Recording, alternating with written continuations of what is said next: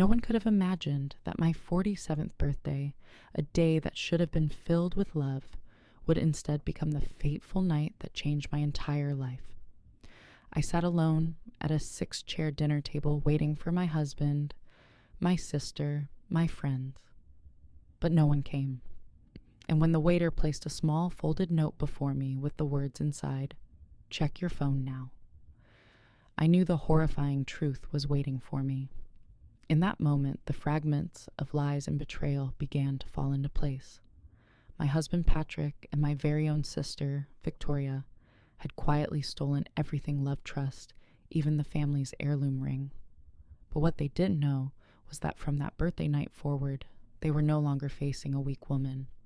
They had awakened someone else inside me stronger, sharper, and ready for justice. This is not just a story of betrayal. It is a journey of reclaiming honor, the voice of a woman who once sat crying alone, but who ultimately rose into the light, making the entire world see the true faces of the betrayers. Chapter 1: The Birthday Party of 6 Empty Chairs.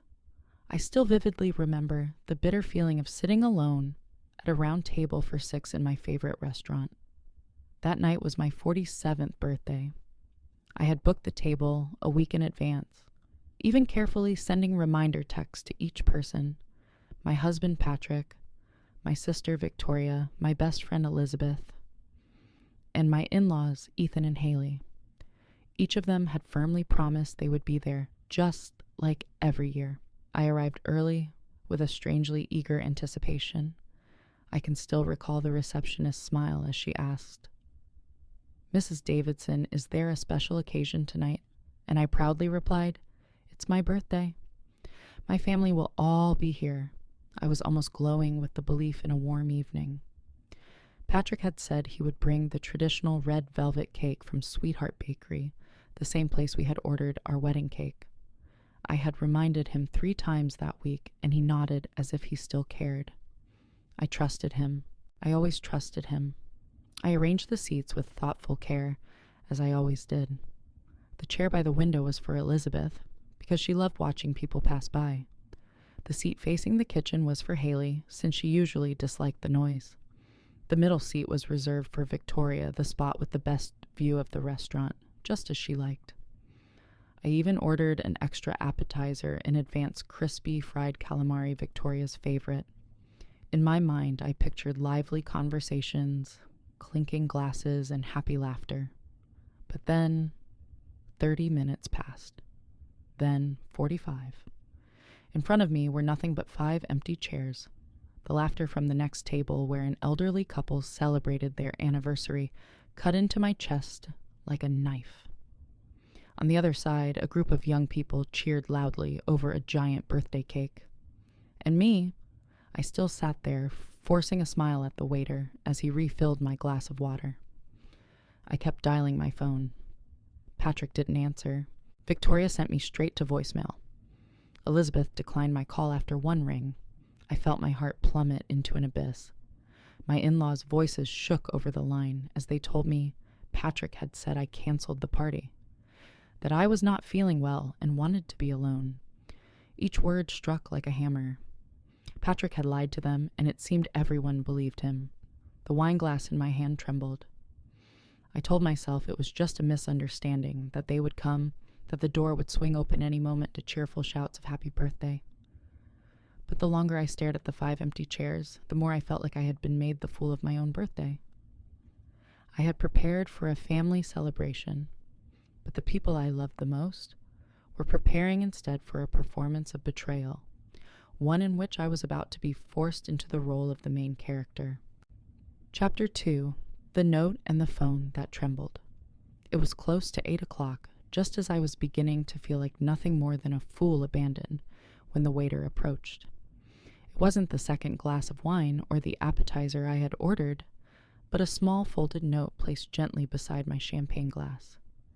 "It's time, Mrs. Davidson." His voice was unusually serious. Then he walked away, leaving me staring in confusion at the slip of paper resting in my hand. My fingers shook as I opened it. Just 4 words, but they froze every nerve in my body. "Check your phones now." I picked up my phone, my mind spinning with dread. The screen lit up with a stream of brand new images in my photo library, pictures I had never seen before. And then my heart seemed to stop beating. Patrick, my husband, the man I had trusted for 15 years. He was kissing passionately Victoria, my sister. In the photo, her hand stretched forward, and on Victoria's ring finger glittered a vintage diamond ring, my grandmother's heirloom, the very one that had gone missing 3 weeks ago. The memory rushed back. Patrick had feigned concern, even helped me search the entire house for that ring. He had comforted me, saying, "You probably just misplaced it." It had all been an act. The next images sliced into me like icy blades. Patrick and Victoria walking hand in hand into a hotel, then sitting together in the very jewelry shop where we once had my ring repaired. A receipt from a romantic dinner paid for with my own credit card. And then the messages. Victoria's words echoed inside my skull. She still thinks she lost the ring. Honestly, too easy. Patrick's reply, "Let her have her birthday dinner alone. Then she'll understand she's nothing." I set the phone down on the table, my hands no longer trembling. The tears had stopped too. The numbness inside me gave way to a strange clarity. Tonight, they wanted me to sit here in shame, staring at 5 empty chairs, blaming myself. They wanted to humiliate me, to turn my birthday into an unforgettable scar. But they had forgotten one thing. I am not the weak woman they believe me to be. I am no longer the kind of woman who only endures and stays silent. When I lifted my head, my eyes met the waiter, Leo standing at the bar looking directly at me. He gave a slight nod. Not pity, not sorrow, but a reminder. Now is the moment you decide. And I knew. This was the boundary. From this moment on, I would no longer be the victim. Chapter 3, When I Found an Ally. In truth, it had all begun 8 days earlier. I was never the suspicious type. For 15 years, I trusted Patrick completely to the point where even when he turned his back while holding his phone, I never once questioned him. But lately, there had been small details that left me uneasy. He started placing his phone face down on the table whenever I entered the room. Victoria often rejected my calls, only to text me hours later with long, implausible excuses. And the strangest part, their conversations always stopped the moment I appeared. What replaced them were awkward smiles, forced small talk, and sudden shifts in topic. That day I decided to stop by Chez Laurent not for lunch, but to speak with Leo the waiter, who had taken care of my family's table for the past 3 years. Leo was the quiet type, yet he remembered every small detail my in-laws preferred. Mint tea, Victoria hated onions, Patrick always asked for extra butter for the bread. He paid more attention than his detached demeanor suggested. When I asked him directly, "Have you seen Patrick here recently?" Without me, I almost wished I could swallow the words back down. The question sounded insane, as if I were desperately trying to dig up a secret that didn't exist. But Leo froze mid-motion, set the cutlery down on the table, and looked straight at me. That look told me I was right. After a few seconds of silence, he sighed and said, "Last week, Thursday night, he was here with your sister." My heart turned to ice. I asked again, my voice trembling, "Are you sure maybe they were just having a normal dinner?" Leo shook his head. I've served enough couples to know the difference. They weren't acting like family. Their eyes, their gestures. There's no mistaking it.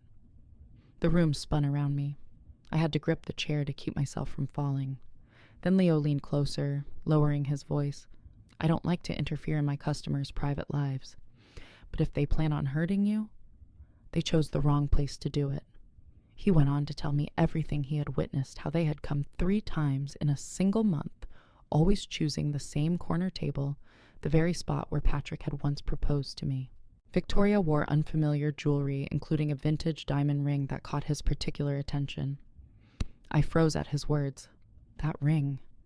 It was my grandmother's, the very one I had reported missing to the insurance company. Tears welled up in my eyes as I whispered hoarsely, "I need proof." I don't want suspicions anymore. I need the truth. Leo nodded his hand, resting firmly on the edge of the table. If they come back, I'll take care of it, and I'll give you everything you need. You deserve to know who you're really facing. 8 days earlier, I had walked into Chez Laurent with a heart full of doubt. I walked out with an ally, and I didn't yet know that decision would completely change how I confronted betrayal in the days to come.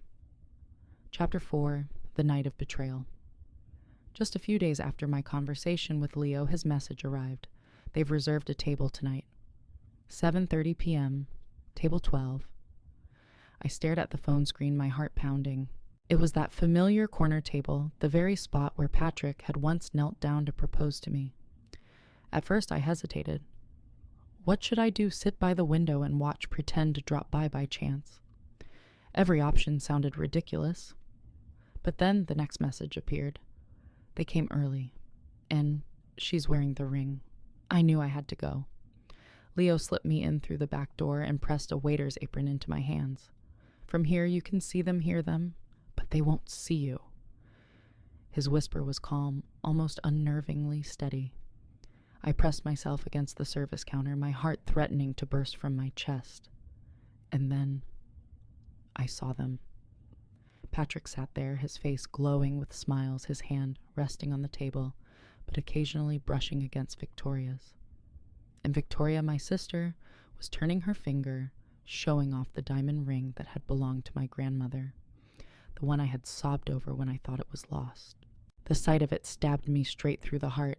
I didn't just see. I heard every word they spoke. She really thinks she lost the ring, Victoria sneered, her voice dripping with triumph. Patrick sliced his steak, speaking casually. Yesterday she even thanked me for helping her look for it. How pathetic.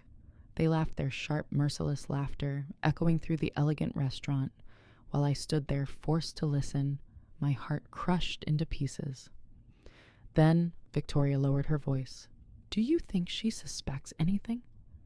Yet, Patrick answered indifferently, Natalie, she would never dare confront us. She's too weak. Let her keep deluding herself. By the time we go public, all she'll be able to do is cry. I felt the blood in my veins boiling. But at that moment, Leo gently placed a small tablet in my hand. He whispered, Security cameras. Audio, video, everything's recorded. You have it all now. On the screen, Patrick lifted a piece of dessert and fed it directly to Victoria's lips, just like he had once done for me on our wedding day. A gesture that once seemed romantic, but to me it was the most damning evidence of betrayal.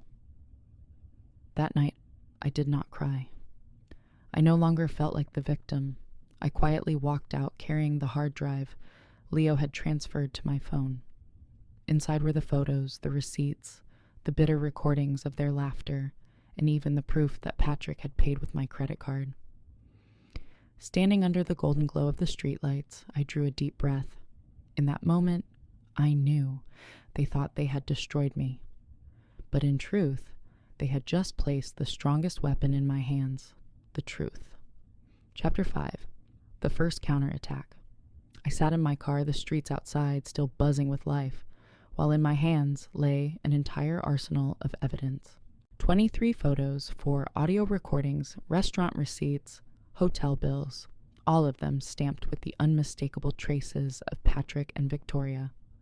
I opened each file, watching them laugh, kiss, whisper about their plans, and the pain inside me slowly transformed into something else, coldness. For the first time in months, I felt power. They thought I was weak, that I would cry myself dry and eventually forgive. But they didn't know I had changed. I opened my phone and created a group chat with Patrick, Victoria, and Elizabeth. My fingers typed slowly each character, like a blade, carving into the old wound. Hope you enjoyed tonight. Hope it was worth what you've lost. I hit send. Immediately, 3 little dots appeared. Patrick was typing. Victoria was typing. Elizabeth, too. I could almost see the panic in their faces, scrambling to figure out what to say. Perhaps Patrick was drafting another honeyed speech to deceive me once again. Victoria was probably planning how to pin the blame on Elizabeth. And Elizabeth, the best friend I had once trusted, what excuse would she invent to explain her silence? I switched off the screen. I didn't need to hear another lie. That night, I drove home in silence. In my handbag, my phone buzzed relentlessly with dozens of frantic messages, but I ignored them. I let them wrestle in fear while I finally savored the calm after the storm. When I stepped into the familiar kitchen, the light fell across the wooden table where we once shared dinners. Suddenly, every old memory felt foreign. I no longer saw a faithful husband or a loving sister. All I saw was a stage one where I had played the fool led by strings. I poured myself a glass of wine, took a slow sip, then opened my laptop. It wasn't enough for the 3 traitors to face the truth. My entire family, every relative who had once thought Patrick and Victoria were the perfect model, needed to see it too. I chose the clearest photo, Patrick kissing Victoria's hand, my grandmother's diamond ring blazing like a beacon of accusation. That single picture carried all the filth of their secret, their betrayal, their arrogance. I uploaded it to the family WhatsApp group, over 30 members, from my 90-year-old grandmother to distant cousins. No words attached. The photo would speak for itself. As I pressed send, I knew. Tonight wasn't just my birthday. Tonight was the funeral of their lies. Chapter 6. When the family trembled. Just minutes after I sent the photo to the family WhatsApp group, the phone on the kitchen table began vibrating nonstop. Dozens of notifications poured in too fast for me to even read. Messages from aunts, uncles, cousins flooded in like a torrent. Natalie, is this real? Is that Victoria? The ring. My God, that's grandmother's ring. No one needed me to explain. The picture was too clear, the evidence undeniable. The fragile illusion of harmony that Patrick and Victoria had built over months collapsed in mere seconds. The landline rang. I picked up and heard the trembling voice of my mother-in-law, Haley. "My dear, we just saw... Is it true?" I drew in a deep breath, answering slowly, "Yes, it's all true. I have the evidence. They betrayed me. And not only that, they even took the family heirloom ring and turned it into a mockery." On the other end, I heard a gasp. Then my father-in-law, Ethan, spoke with a rare fury. "That ring... I chose to give it to you, Natalie. It belongs to you and to the children you should have had. Patrick." He dared to hand it to Victoria. "It's a disgrace." The sharp slam of a fist on wood echoed through the receiver. I had never before heard such anger from the man who had always been gentle. I sent them one of the recordings Leo had given me. Patrick's cold voice filled the line, "Natalie would never dare do anything. She's too weak. Just let her sit there and cry." Then Victoria's mocking laugh followed. "She still thinks the ring is lost. Honestly, too easy." In that moment, the silence on the other end weighed heavier than any scream. Then Haley whispered, her voice breaking, "My dear, we believe you. From this moment on, we stand with you." I broke down in tears, but not the desperate tears of before. These were tears of release. I was no longer alone. That evening, the family chat exploded. Some cursed Patrick and Victoria, others spoke in my defense, and still others shared old memories proving I had never been paranoid. The truth spread faster than any excuse they could invent. And Patrick. He called me over a dozen times, but I never answered. Victoria sent message after message, "Please let me explain." But I needed no explanations anymore. For the first time in months, I went to bed without my heart racing in fear. Instead, I felt light, as if I had finally put down a massive burden. And I knew tomorrow there would be a confrontation. But this time I would not tremble. I had my in-laws standing beside me. I had the evidence in my hands. And I was ready. Chapter 7. The Confrontation. The next morning, as the sunlight spilled through the curtains, I heard the jingle of keys at the front door. Patrick walked in as if nothing had happened. He was still whistling, feigning nonchalance, holding a takeaway coffee cup from his usual shop. That casual demeanor made my skin crawl as if the night before he hadn't been thrown into the storm by the entire family. "Good morning, sweetheart," he said lightly, pretending everything was normal. "I called you a dozen times. Why didn't you answer?" I didn't reply. Instead, I slid my phone across the table toward him.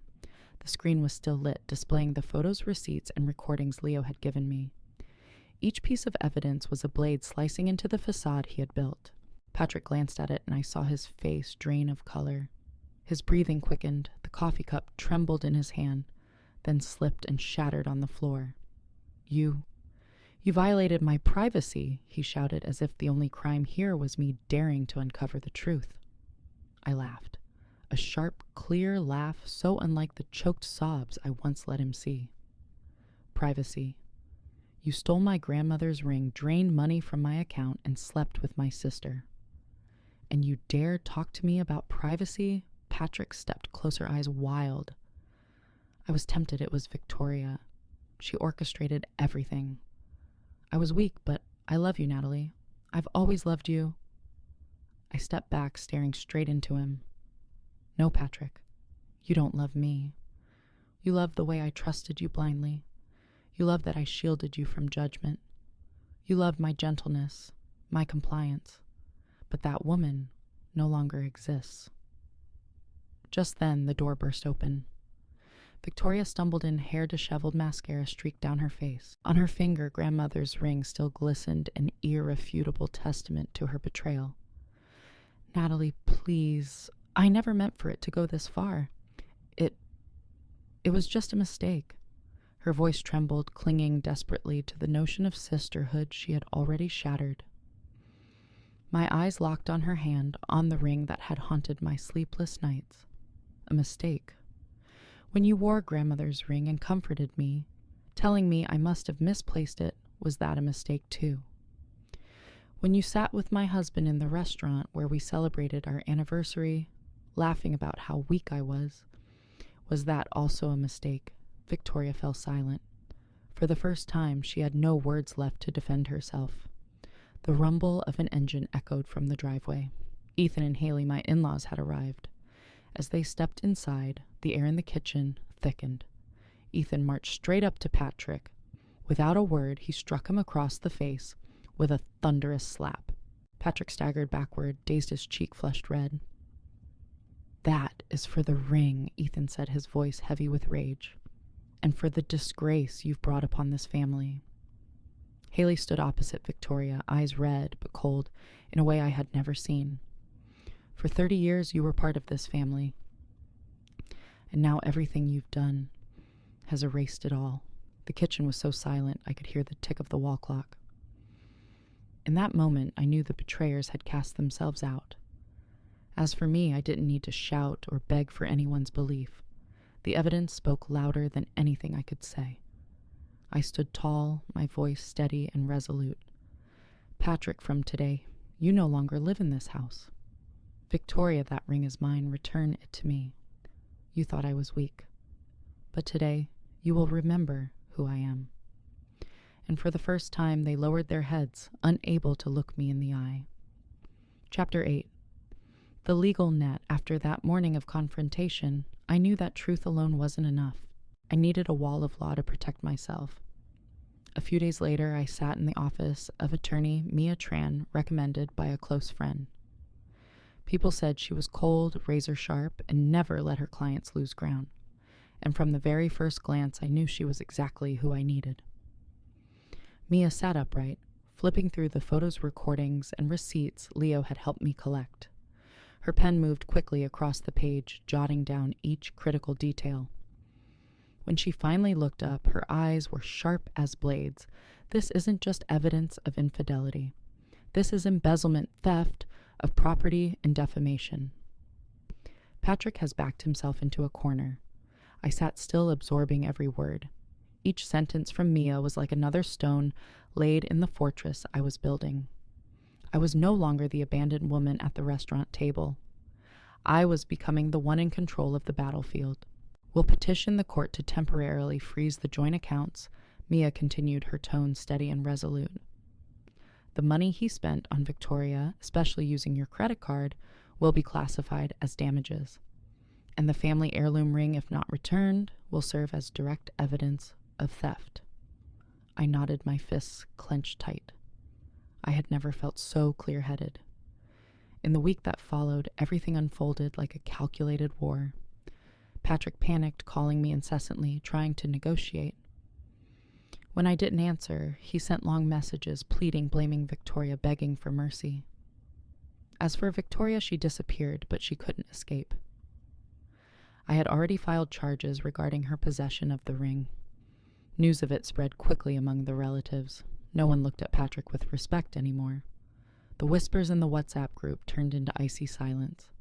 Even his own parents stood firmly by my side.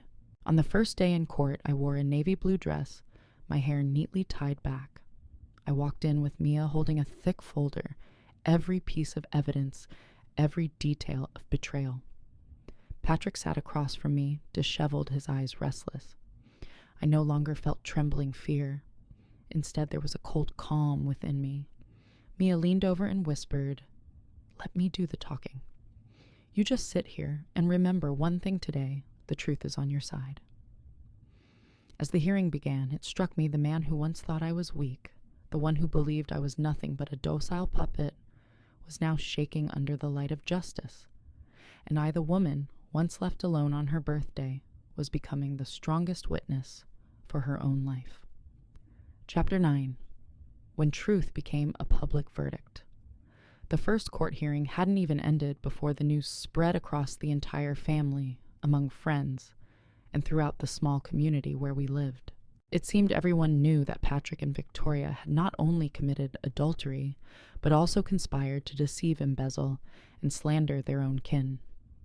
I didn't need to say another word. Everything Leo had gathered spoke for itself. The photo of Patrick kissing Victoria's hand, the family heirloom ring blazing on her finger, the recording of him casually dismissing me as too weak to ever fight back, the receipts of their indulgences charged to my credit card. Nothing remained in the shadows anymore. That evening, I reopened the family WhatsApp group. From the elders to the youngest, everyone was fiercely debating.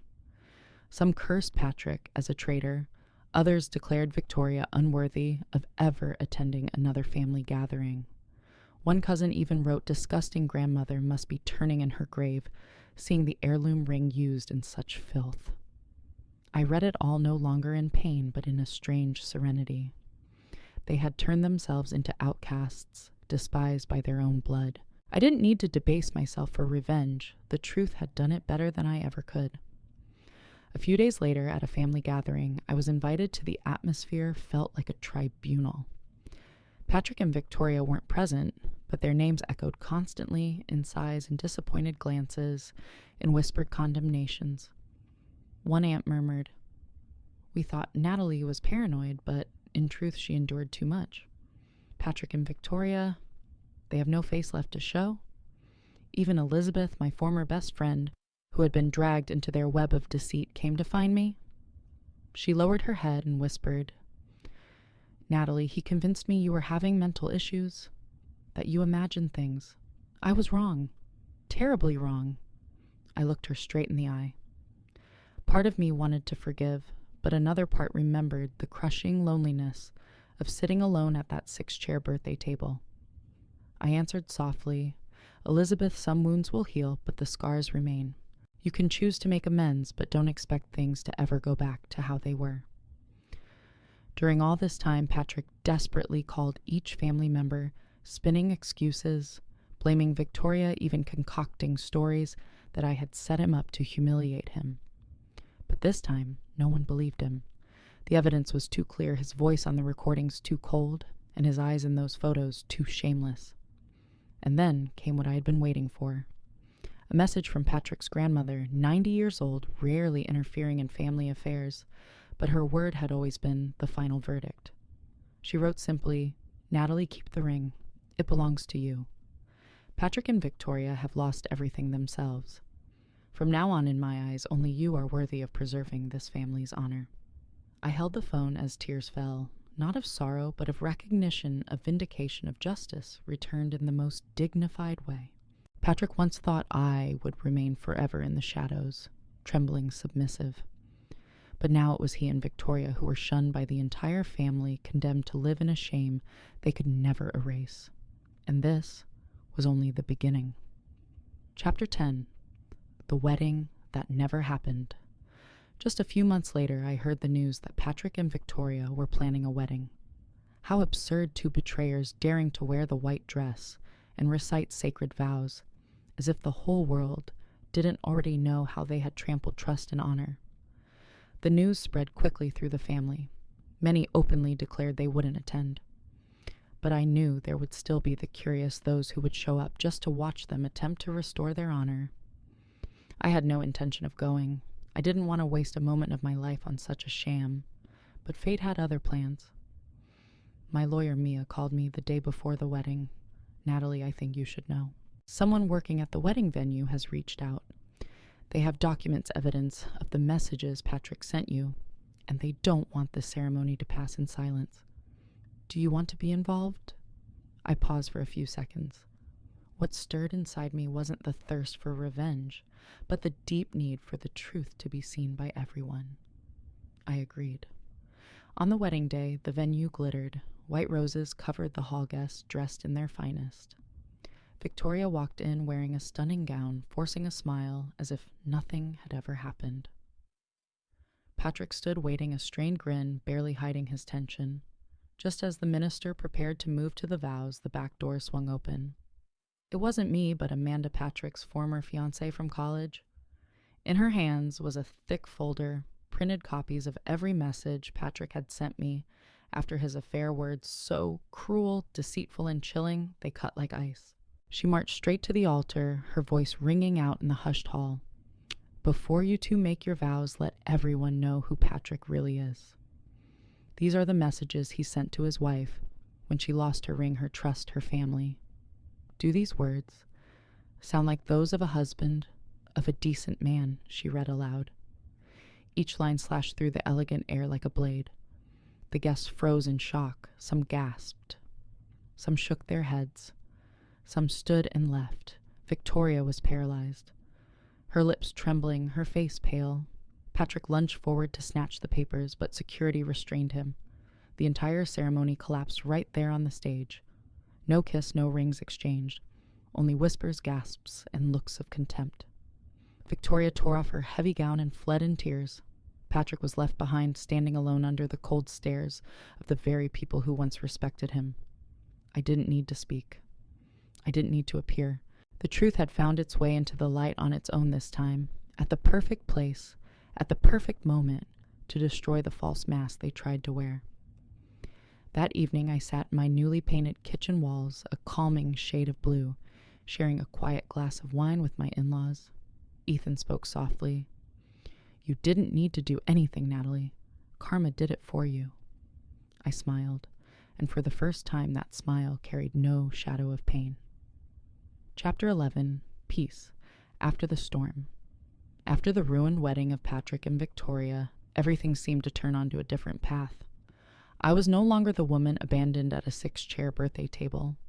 I was no longer the one forced to search in the shadows for proof just to show I wasn't insane. I was myself, free, calm, and stronger than ever.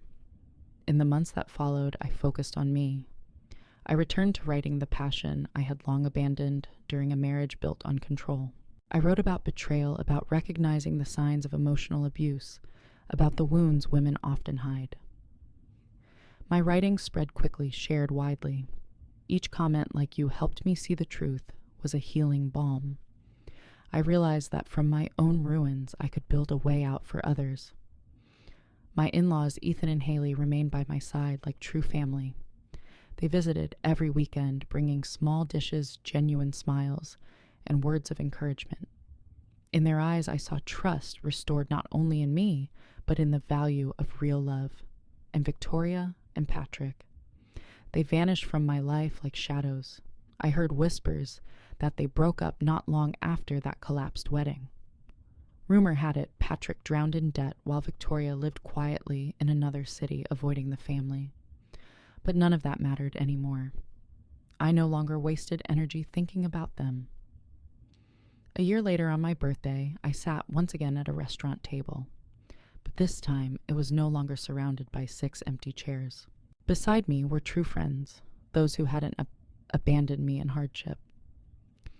Leo, the waiter from back then, was there too, now a trusted confidant. He raised his glass toward me, his eyes gleaming. This time, you're not just blowing out candles for yourself, but for all of us, for everyone who believes in the power of truth. I smiled, closed my eyes, and wished for something simple, to live the days ahead in peace, to laugh loudly, and to never forget my own worth. When I opened my eyes, I saw clearly I already had everything, not in the false perfection of a fabricated family, but in the warmth of friendship, kinship, and the freedom to choose my own path. Now, my story didn't end with a blazing act of revenge, but with a gentle peace. And sometimes that is the most satisfying ending of all. Now, when I look back, I no longer see the tears of a betrayed wife, nor the resentment of a sister stabbed in the back. I see only a new woman, one who knows her own worth, one who understands that peace is the most precious gift after all the storms. Patrick and Victoria may live forever in the shame they created for themselves. As for me, I choose to walk my own path, with a serene smile, with genuine relationships, and with a heart that has learned how to heal itself. If you have ever fallen into the darkness of betrayal, remember, this truth carries its own power. It may move slowly, but one day it will arrive at the right place at the right time to return justice to you. This is my story, and perhaps also a reminder to anyone listening, never let others define your worth. Stand up once and for all so they will know. You are no longer the weak prey. You are living proof of justice and of the strength of truth.